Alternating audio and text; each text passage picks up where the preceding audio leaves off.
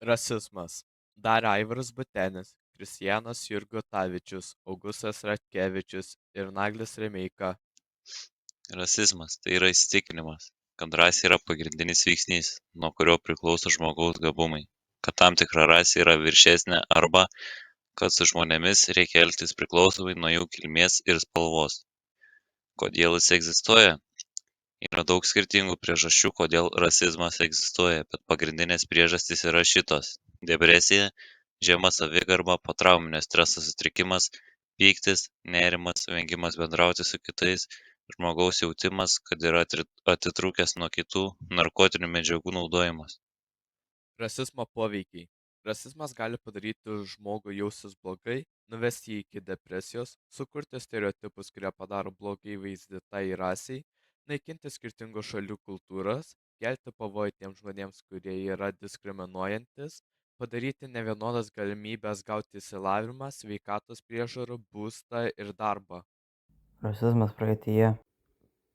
Rasizmas tapo didesnis, kai europiečiai pradėjo kurti kolonijas. Kai buvo atrasta Amerika, jiems reikėjo darbo resursų, tai pradėjo siųsti kitokios spalvos žmonės iš Afrikos į Ameriką, kad dirbtų prieš savo valią. Tada jie turėjo tokių teisių, kur buvo daugiau naudojami kaip įrankiai, bet laikui einant vergijos būdavo vis panaikinamos dėl revoliucijų. Dar per nacių laikotarpį buvo diskriminuojantys žydai, jiems atėmė teisės, atskyrė nuo kitų žmonių, žudė ir siuntė į stovyklas, kur jie turėjo dirbti visą dieną. Kai Amerika bandė panaikinti vergiją kai kuriems žmonėms ir valstybėms tai nepatiko, tai nusprendė priešintis. Tai kai kurios valstybės sukūrė sąjungą pavadinimą Konfederacija ir pradėjo pilietinį karą, kuris truko 4 metus, bet pabaigoje Konfederacija pralaimėjo ir buvo sunaikinta vergija panaikinama visoje Amerikoje. Bet tai buvo ne pabaiga, nes po karo buvo sukurta slapta organizacija pavadinimu Ku Klux Klanas, daugiau žinomas kaip KKK, kurių pagrindinė veikla buvo persekioti ir žudyti tamsios spalvos žmonės. Jį pabaigti užtruko apie 100 metų. Kaip rasizmas praeitį pakeitė šiuolaikinę visuomenę? Dėl kolonijų ir vergijos dauguma šalių, kur būdavo daugiausia kitos spalvos žmonių, yra neturtingos, nes jie negalėjo patys kurti miestus, plėsti žemę, auginti savo valstybę. Jie visą turėjo dirbti kitiems žmonėms prieš savo valią. Ir visos resursus, kurie jie turėjo arba gaudavo, būdavo atimti. Todėl yra daug skirtingų organizacijų, kurie bando gauti pinigų, kuriuos panaudotų dėl švaraus vandens, elektros ir drabužių tose šalyse.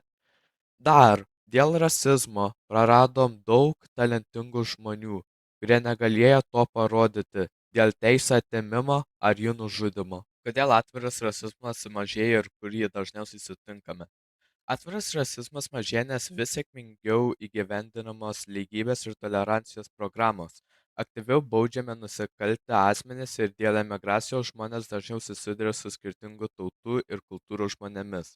Dėl to atviras rasizmas dažniausiai sutinkamas internetinėse svetainėse, kur žmonės slepiasi po slapyvardžiais. Bet rasizmas vis dar matomas viešoje aplinkoje. Pavyzdžiui, skirtingos spalvos ar šalies žmonės gali būti stabdomi policijos dėl nieko, apkaltinti, negauti darbo ar atleisti ir būti tyčiojamasi mokykloje. Kaip mes galime mažinti rasizmą? Mes vieni negalime jo sustabdyti, bet galime sumažinti jį. Kad jį sumažintume, reikia patiems nediskriminuoti žmones dėl jų išvaizdos ar iš jų gimimo vietos, paaiškinti kitiems žmonėms, kodėl tai yra blogai ir padėti tiems, kurie yra diskriminuojantis. Šaltiniai, iš kurių mes ėmėme informaciją. Ačiū už dėmesį.